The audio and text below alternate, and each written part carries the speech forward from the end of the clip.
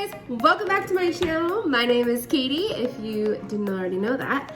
I am currently 8 months post VSG, and I am also pregnant. Yes, that's right, I am pregnant.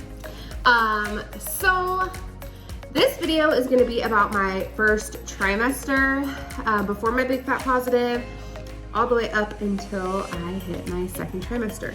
Currently, when I'm filming this video, I am 15 and a half weeks. I'm gonna be talking about weight gain, all the things, okay? So, and how I'm eating and all that fun stuff. So if that is something you want to hear about, please, please, please hit that like and subscribe button for me. And stick around for my VSG pregnancy updates and plenty more things, because I have some pretty cool videos gonna be coming out on my YouTube channel in the next like 3 weeks. So super excited for that.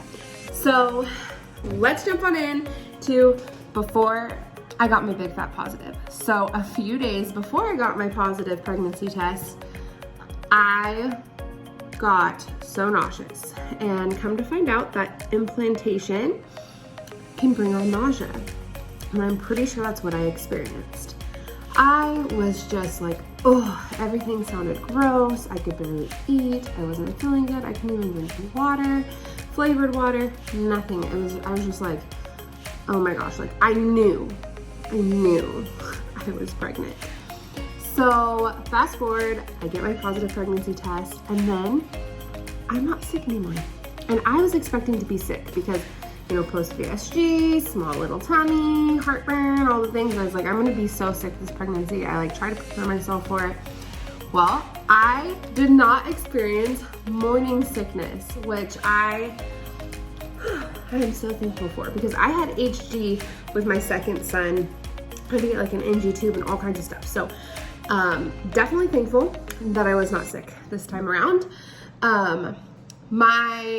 I definitely had tons and tons and tons of cramping. It was like kind of worrisome to me almost. I just felt so crampy, and I got so bloated so fast. I was like, oh my gosh, what is going on? Probably my biggest symptom that is actually carrying on to my second trimester is exhaustion. And I'm not talking like I'm just a little tired. No, I am exhausted. Like I wake up and I'm tired, I take a nap, I sleep, and then I wake up and I'm tired, and I'm like literally like peeling myself off of the couch to get things done. It's really hard for me to get ready, showering, like all of the things that like are normal for people to do. Yeah, it wasn't for me. Another thing that I experienced this pregnancy that I have never experienced in my past 4 pregnancies was spotting. So I think I was 8.5 weeks or 9 weeks, and I had quite a bit of spotting, and I freaked out because I'm not a spotter. Like I know a lot of people spot during their pregnancies and they aren't worried, but I was definitely worried. So I was 9 weeks, and I went to the doctor. You know, I called right away, went to the doctor. They did an ultrasound, baby was okay, thank goodness. And then she did an exam, because she ended up just doing, I hadn't had my first prenatal appointment yet. I wasn't gonna have that until like right around 12 weeks. Assuming because it was my 5th baby that they just were like, oh, she's good. And I thought I was too until that happened. So she just went ahead and did my first prenatal intake right then as well. And she did an exam, and she found out that my cervix there's a name for it. And I cannot for the life of me remember what the actual terminology is. I just remember her explaining it to me as like an outie belly button. So like the cervix should be like that, but mine has like some pushed out stuff. I guess it can cause like dilation sooner and spotting and those kinds of things. So she put a ton of limitations on me for work. So I had to cut back, which I already was only working 3 days a week, but 2 of the days were pretty long days. One was like a 13-hour day. So that sucked because financially I was like not expecting to, I've gotten put on bed rest one time. And then when I had HG, I lowered my hours myself just because of the way I felt, but like I never had to because of like keeping baby safe. So I was a little nervous about that, and especially financially, but thankfully my husband has gotten an amazing new job and he hasn't started it yet, but I was actually able to turn in my 2-week notice and I only have one more shift left and then I'm like officially a stay-at-home mom. It's gonna be crazy. I mean, I pretty much was anyways, but it's just like exciting to know that like I get to just stay home with my babies and homeschool and do all the things. Yeah, so that little spotting situation was very, very scary. During my first trimester, I did 2 sneak peek tests. One at 7 weeks, 4 days. I thought I was 8 weeks. And then when I went to my 8, I thought I was gonna be like 8 weeks in a few days. Ultrasound, come to find out I was like just 8 weeks. So that meant that I was only 7 weeks, 4 days when I took the test. And so it did come back as a girl and I got really excited because I don't know if you guys all know this, but I have 4 sons. So I was like, oh my God, but then I started doubting it, like, oh my gosh, what if there's a chance? And I like was talking to Sneak Peek and they were like, you're over 7 weeks 1 day. It's really not likely that it's wrong. And I was just like, I'm just gonna order another one. So I got another one. I took it at like 9.5 weeks, came back, girl. And I'm still at this point like, okay, I got 2, I'm convinced now, right? And then I have the opportunity to do the NIPS test or whatever. And I did that and it came back girl too. So we are having a daughter. Our 5th and final baby is a daughter. If you follow along with me at all, I got diagnosed with BRCA1 mutation in January. This is why I got pregnant before my 18 months, because I have to get preventative surgeries that need to happen sooner than later because I'm 31.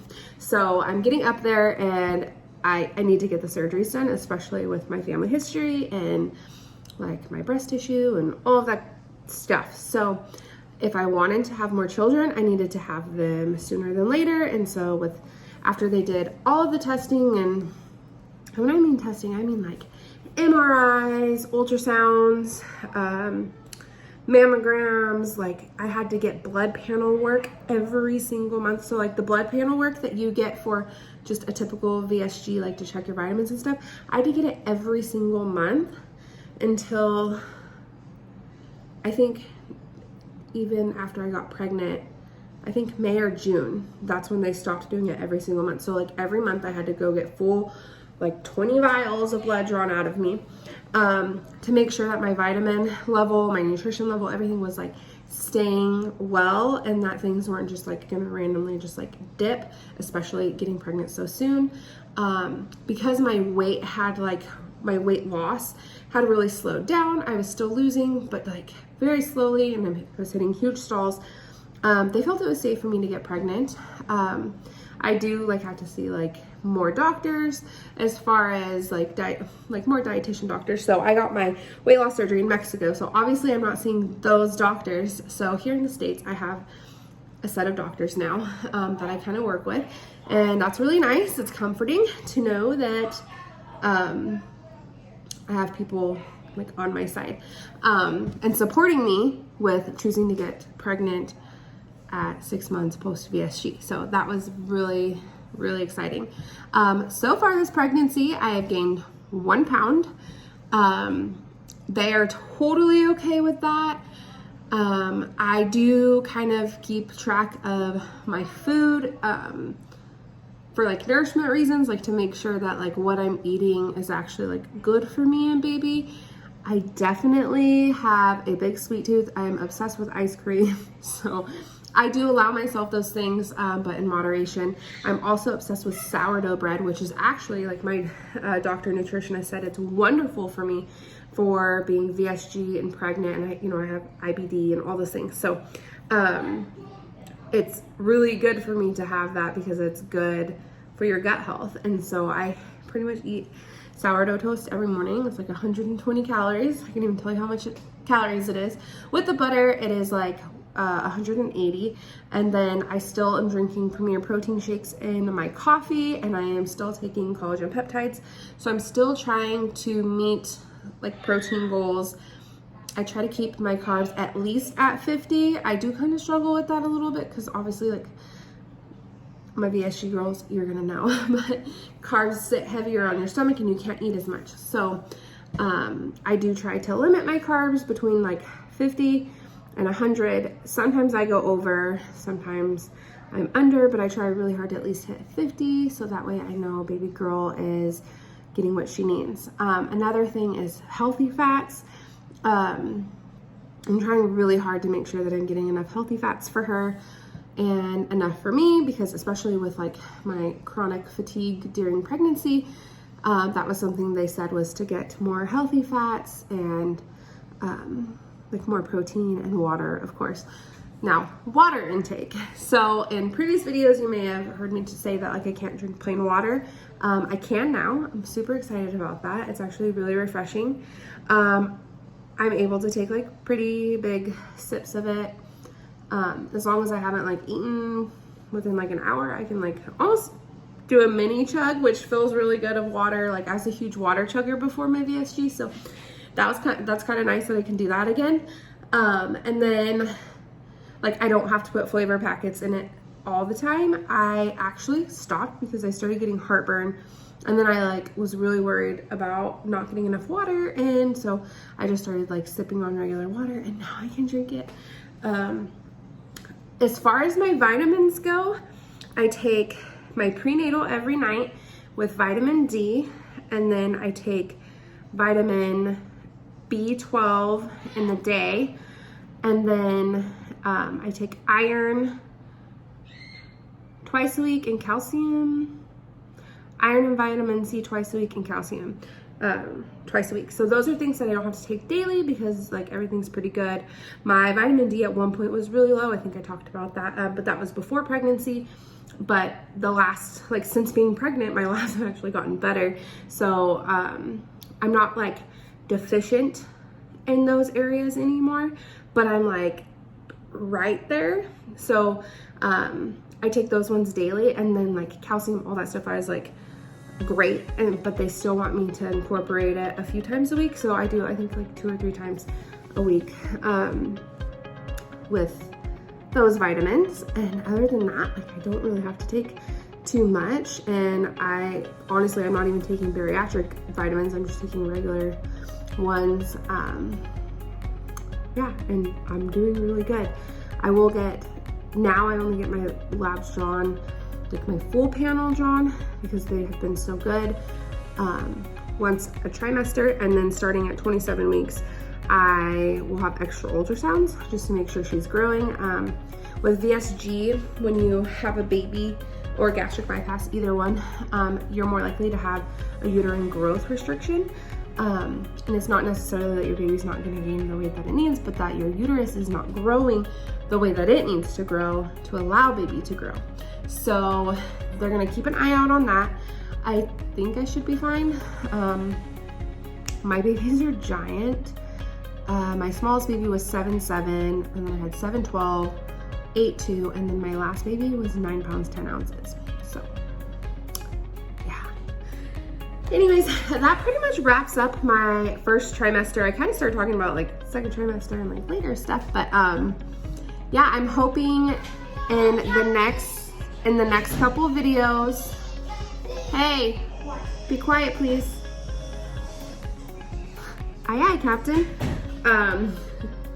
In the next couple of videos about like pregnancy and baby, I'm gonna be showing you guys, we literally have like everything for her already. Because we knew we were going to be getting pregnant, we started saving up money. So this baby was very much planned, and I did do ginger swaying. I did try to put a video out on ginger swaying.